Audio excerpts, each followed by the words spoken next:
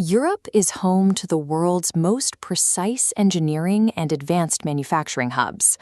But inside these facilities, the primary tool for growth is no longer a CAD terminal or a robotic arm. It is the compliance ledger. Consider the logistical path of a mid-sized automaker attempting to design, manufacture, and sell a single electric vehicle within the European single market.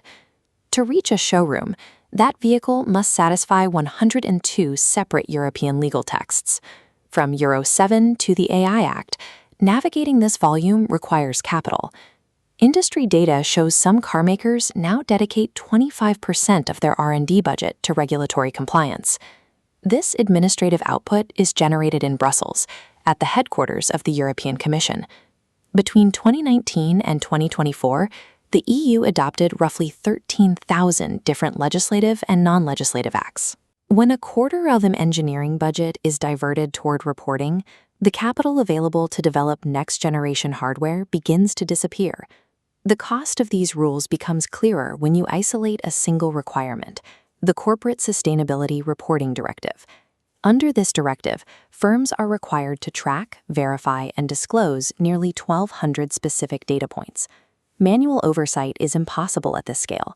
For one multinational, automating the collection of just their carbon data resulted in an $18 million software and auditing invoice. That corporate bill is part of a broader trend. This 2025 Commission report estimates that recurring administrative costs across the EU have reached 150 billion euros annually.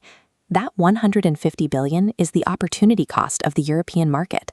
That capital could have funded a fleet of new battery research labs or the development of solid-state propulsion systems. Instead, the high price of administrative entry is making the continent a difficult environment for high-growth firms to sustain. As compliance costs rise, the firms with the highest growth potential are looking elsewhere to scale. In the global competition for scale-up capital, the European Union currently captures just 8% of the market.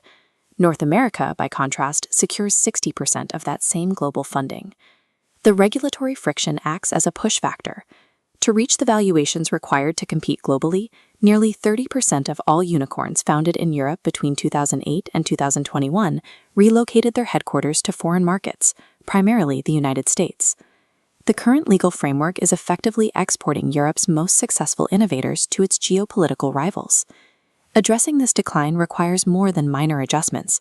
It requires a structural pivot in how Europe regulates innovation. First, an 18-month administrative moratorium halts new non-essential reporting requirements while auditors assess existing costs. Step 2 is the one-in, two-out mechanism. For every new regulation adopted, 2 existing rules are permanently removed to reduce the legislative volume. Step 3 is the creation of the 28th regime, often called EU Inc. This framework allows a company to incorporate once and operate across the entire continent under a single set of rules, bypassing 27 different national systems. Step 4 introduces regulatory sandboxes. These are controlled environments where startups can test new technologies like AI without the threat of prohibitive compliance fines while they are still in the R&D phase. Finally, Step 5 requires sunset clauses. Every piece of legislation that imposes a reporting burden would automatically expire after 5 years, unless it is actively proven to still be necessary.